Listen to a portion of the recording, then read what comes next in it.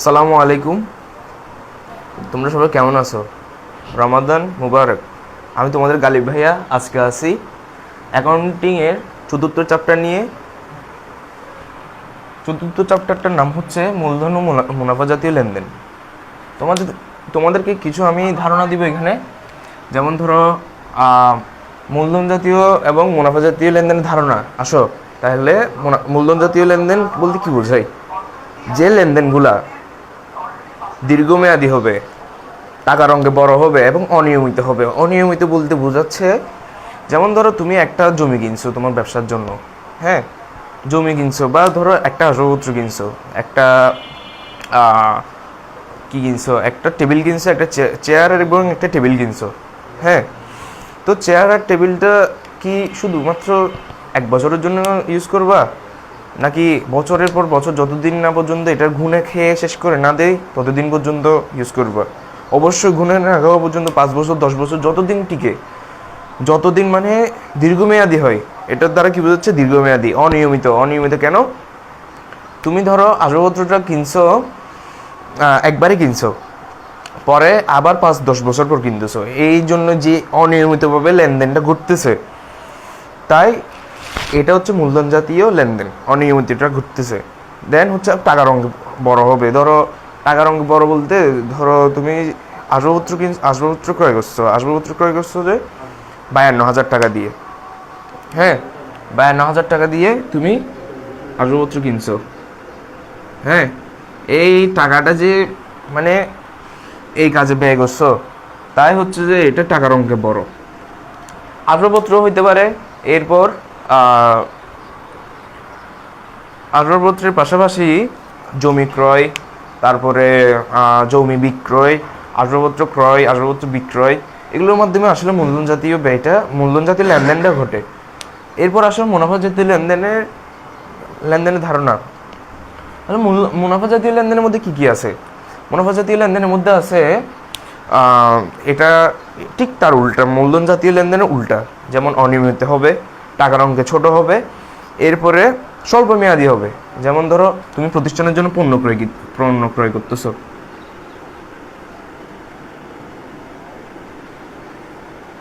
ধরো তুমি পণ্য ক্রয় করছো 10,000 টাকার। তো তোমার পণ্যটা কি সব একদম কি, তুমি কি একটা নিয়মিতভাবে সেল করতেছো না? ধরো পণ্য কিনতেছো, পণ্য বিক্রি করতেছো, পণ্য কিনতেছো, পণ্য বিক্রি করতেছো। তো সেভাবেই এই যে পণ্য যে নিয়মিতভাবে বিক্রি করতেছে, নিয়মিতভাবে চলে যাচ্ছে, নিয়মিতভাবে আসতেছে, এই জন্যই এটা হচ্ছে নিয়মিত। এবং স্বল্পমেয়াদী হচ্ছে যে ওই যে টাইমটা যে কম টাইমের মধ্যে যে সেল করতেছো, ওই কম টাইমে সেল করাটাই হচ্ছে যে এই মানে কি অনিয়মিত, সরি, স্বল্পমেয়াদী টাইমটা, ডিউরেশনটা। এবার হচ্ছে ছোট অঙ্কের হয়, তেমন একটা এই টাকাটা তেমন একটা বড় অঙ্কের হয় না। তা বড় অঙ্কের হয় পণ্য ক্রয় 1 লাখ টাকারও হইতে পারে, পণ্য ক্রয় 5 লাখ টাকারও হইতে পারে, কিন্তু ওইটা মূলধন জাতীয় লেনদেন থেকে কম। মূলধন জাতীয় লেনদেন তোমাদেরকে যেহেতু আমি দেখাইছি 52,500 টাকা, 52,500 টাকা হইতে পারে, 52,50,000 হইতে পারে। তো সুতরাং এটা মাথায় রাখবা। এরপর আসো মূলধন জাতীয় ব্যয়। মূলধন জাতীয় ব্যয় বলতে কি বোঝায়? মূলধন জাতীয় ব্যয়ের মধ্যে হচ্ছে যে ব্যয়গুলা 1 বছরের অধিক। হ্যাঁ, 1 বছরের অধিক। যেমন ধরো আসবাবপত্র ক্রয়, এরপরে যন্ত্রপাতি ক্রয়। এগুলো সাধারণত যন্ত্রপাতি ক্রয়। ধরো তুমি একটা কারখানার জন্য একটা মেশিন ক্রয় করছো। মেশিন ক্রয়,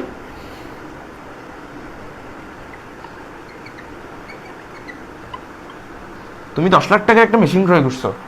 এই যে মেশিন ক্রয়ের ফলে যে ব্যয়টা ঘটছে, এটাই হচ্ছে মূলধন জাতীয় ব্যয়। এটা 1 বছরের অধিক ইউজ করতে পারবা, 1 বছরের বেশি ব্যবহার। হ্যাঁ, এরপরে এটা হচ্ছে শুধু একবার কিনবা, একবার কিনলে এটা হচ্ছে অনিয়মিত লেনদেনটা, মানে এটার ব্যয়টা ঘটবে অনিয়মিতভাবে। কেমন দেখো, তুমি জাস্ট একবারে কিনে, শুধু একটা বারে কিনে তুমি এটা 5, 10, 15 বছর চালাতে পারবে। এই যে মেশিন, একটা প্রতিষ্ঠানের মেশিন ক্রয়ের জন্য অনিয়মিত। এরপর হচ্ছে এটা কি বলে, এটা হচ্ছে টাকার অঙ্কে বড়। টাকার অঙ্কে বড়। এই দেখো টাকার অঙ্কে 10 লাখ টাকাটা টাকার অঙ্কে বড়। এরপর আসো মূলধন জাতীয় আয়। মূলধন জাতীয় আয় বলতে কি বোঝায়? জাস্ট আমি এখানে এই পণ্য বিক্রয় না,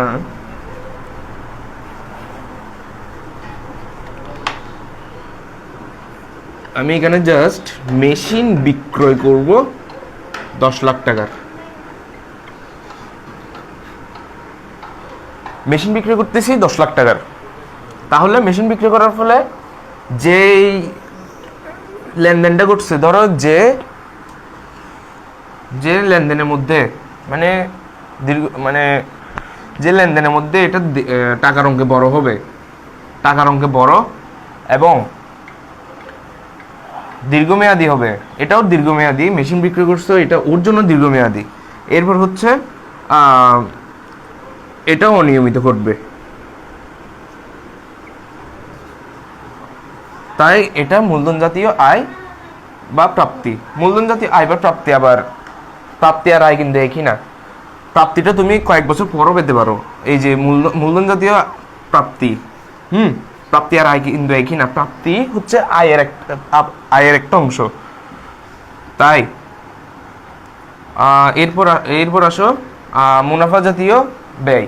মুনাফা জাতীয় ব্যয়ের মধ্যে কি কি আছে? মুনাফা জাতীয় ব্যয়ের মধ্যে হচ্ছে, এটা সাধারণত ধরো আমি একটা জিনিস লিখি, পণ্য ক্রয় কত হাজার, 30,000 টাকার। হ্যাঁ, পণ্য ক্রয় করছো 30,000 টাকার। এটা সব সময় স্বল্পমেয়াদী হবে পণ্য ক্রয়। হ্যাঁ, তুমি ধরো 1 লাখ টাকা দিয়ে কিনলেও,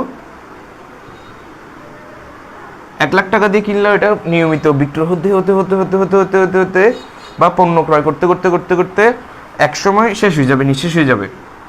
তাই যে লেনদেন বা যে ব্যয় স্বল্পমেয়াদী এবং 1 বছরের কমের মধ্যে নিঃশেষ হয়ে যায়, তাকেই বলতেছি মুনাফা জাতীয় ব্যয়। হ্যাঁ, মুনাফা জাতীয় ব্যয়ের মধ্যে কি কি আছে? পণ্য ক্রয় আছে, তারপরে মজুরি আছে, বেতন আছে, বেতন প্রদান করা, তারপরে আছে আরও আছে, যেমন তোমরা বইয়ের মধ্যে খুঁজলে পাবা। এরপর আসো মুনাফা জাতীয় আয় বা প্রাপ্তি। মুনাফা জাতীয় আয় বা প্রাপ্তিও কিন্তু এক না। মুনাফা জাতীয় প্রাপ্তি আয়ের একটা অংশ। মুনাফা জাতীয় প্রাপ্তি আয়ের একটা অংশ। তাহলে আসো কিভাবে বলি। মুনাফা জাতীয় আয় তুমি ধরো একটা কি পণ্য বিক্রয় করছো। পণ্য বিক্রয় করার ফলে এরপরে পণ্য বিক্রয়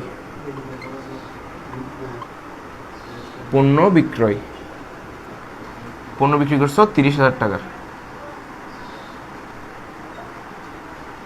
পণ্য বিক্রয় করার পরে এই যে তুমি পণ্য ক্রয় করছো, ধরো পণ্য ক্রয় করছো 30,000 টাকা। তো তুমি 30,000 টাকা না সেল না করে তুমি কি করছো, এটা একটু বাড়িয়ে বিক্রি করছো। হ্যাঁ, পণ্য বিক্রি করছো 30,000 টাকার, পণ্য বিক্রি করছো 30,000 টাকা। ধরো তুমি যে টাকা দিয়ে কিনছো ওইটার থেকে সামান্য একটু বাড়াই তুমি কি করছো, বিক্রি করছো। এই যে বিক্রি করার পরে ধরো যে 20,000 টাকা, ধরো তুমি আবার এটা এভাবে বুঝাই দিতে হবে তোমাদেরকে। পণ্য ক্রয় করছো 20,000 টাকার, 20,000 টাকা পণ্য ক্রয়। এই যে পণ্য ক্রয় করছো 20,000 টাকায় এবং সেল হয়েছে 30,000 টাকায়, এই যে মাঝখানে যে 10,000 টাকাটা লাভ হয়েছে ওইটা হচ্ছে মুনাফা জাতীয় আয়। মুনাফা জাতীয় আয়।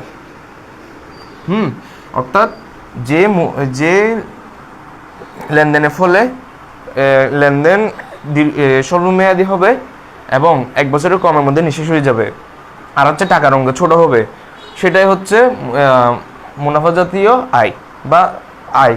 শুধু আয় হবে, কিন্তু প্রাপ্তি কিন্তু সেম হবে না। প্রাপ্তি হচ্ছে ধরো তুমি কোনো দেনাদার থেকে তুমি একটা পণ্য বিক্রয় করছো কত হাজার, 10,000 টাকায়।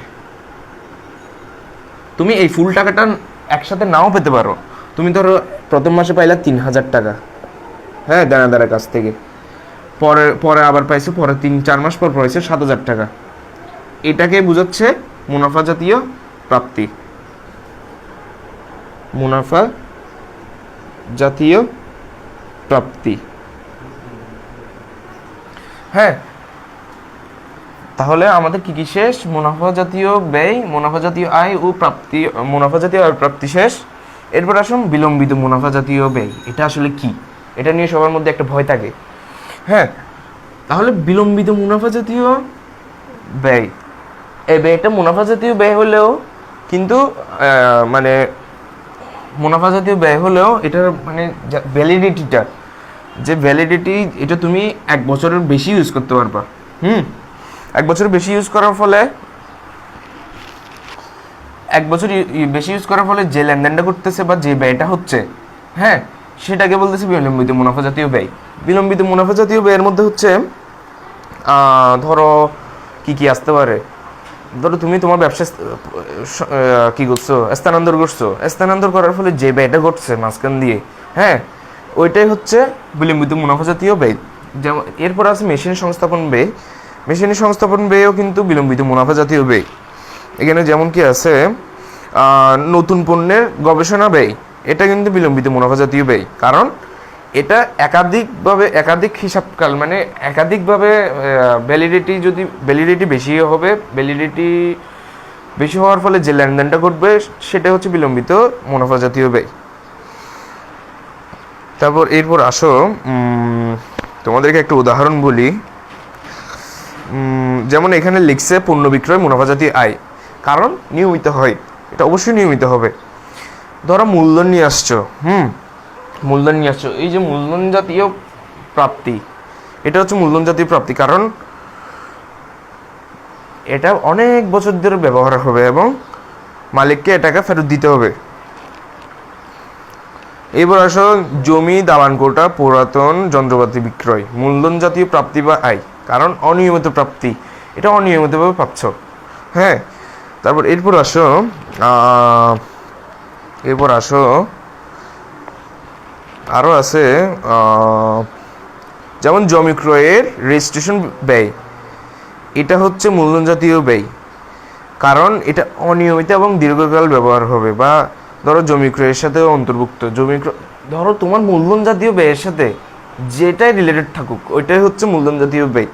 কিন্তু অনেক ক্ষেত্রে কি হয়, অনেক ক্ষেত্রে হয় এটা বিলম্বিত মুনাফা জাতীয় বিক্রয় হয়, মানে এটা চলতি হিসাবকালের অংশটুকু মুনাফা জাতীয় ব্যয়ের মতো এবং অবশিষ্ট অংশ সাময়িকভাবে মূলধন জাতীয় ব্যয় নেওয়া হয়। অর্থাৎ ধরো এখন যে চলতিভাবে চলতেছে বিলম্বিত মুনাফা জাতীয় ব্যয়টা, হ্যাঁ, যেমন আমি বলি, ওয়েট,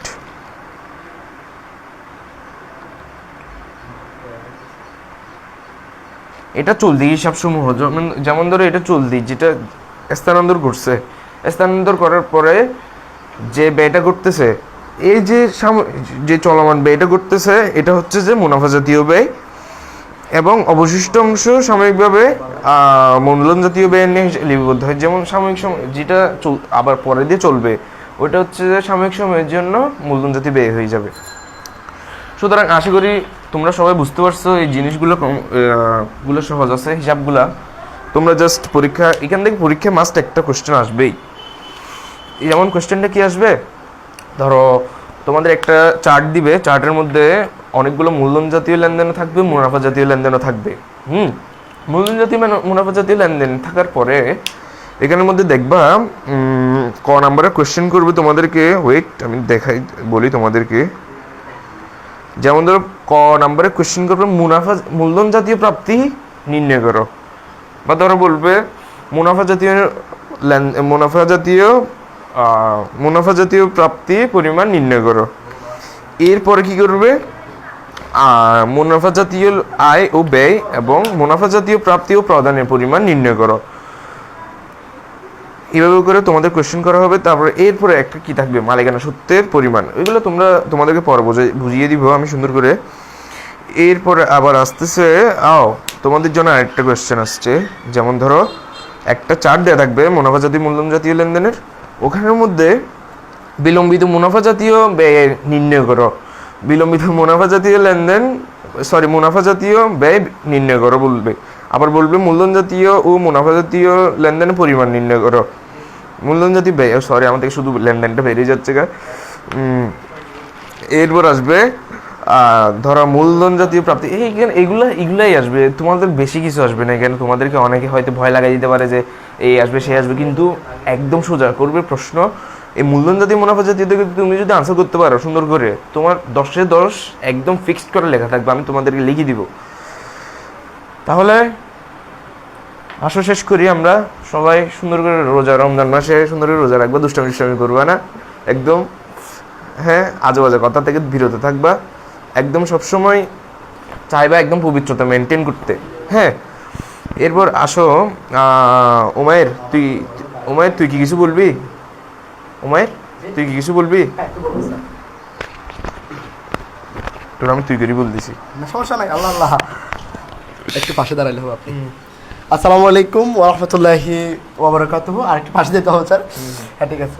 তো প্রিয় শিক্ষার্থীরা, আশা করি তোমরা সবাই অনেক বেশি ভালো আছো। তোমরা জানো ইতিমধ্যে আমাদের ফ্রি কোর্স ক্যাম্পেইন চলতেছে। প্রত্যেকটা টিচার তার নিজের জায়গা থেকে তোমাদের জন্য যে ব্যাচটা দিয়ে যাচ্ছে, এবং তোমাদের জন্য দেখতেই পাচ্ছ স্যার আজকে অ্যাকাউন্টিংয়ের চ্যাপ্টার পুরোটা খুবই সহজ একটা চ্যাপ্টার ছিল এবং খুবই দ্রুতভাবে শেষ করে দিয়েছে। এখনও মনে হয় 20 মিনিট হয়নি, একটা চ্যাপ্টার ইন ডিটেল শেষ। বুঝতে পারছো আমাদের কোর্সগুলো কেমন হবে। তোমাদেরকে সবচেয়ে কম টাইমে সবার আগে সেরা প্রস্তুতি নিতে আমরাই তোমাদের জন্য। তো তোমরা জানো আমরা একটা ডিক্লারেশন নিয়ে তোমাদের সামনে আসছি, কেননা আগামী 15 রমজান, আপনি পাশে দাঁড়াতে পারবেন স্যার, একটু পাশে দাঁড়াতে পারবেন।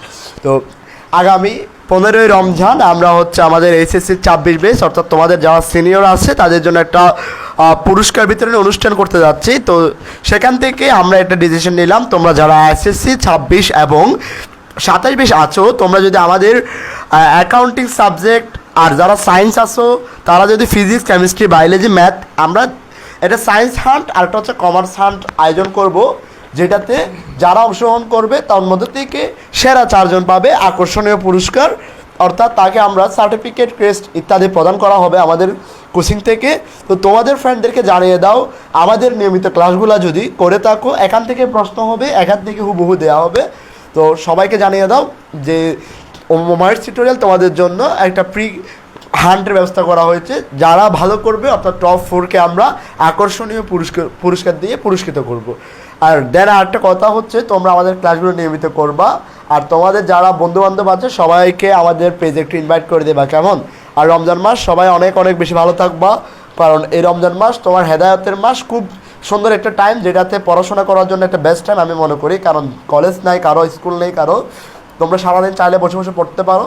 তো ভালো থেকো সবাই, কথা আর বাড়াবো না। আসসালামু আলাইকুম। আমি দুটো কথা বলি, তোমাদের যদি কোনো সমস্যা থাকে, ধরো অ্যাকাউন্টিং বা যে কোনো ব্যবসা শিক্ষা যে কোনো জায়গায় যদি সমস্যা থাকে, তুমি আমাকে ইনফর্ম করতে পারবা, তোমার উমায়ের ভাইকে মেসেজ দিতে পারবা, উমায়ের টিউটোরিয়ালে সুন্দর করে আমি তোমাদেরকে বুঝিয়ে দিব ইনশাল্লাহ। ওকে, ভালো থেকো সবাই। আসসালামু আলাইকুম। আসসালামু আলাইকুম।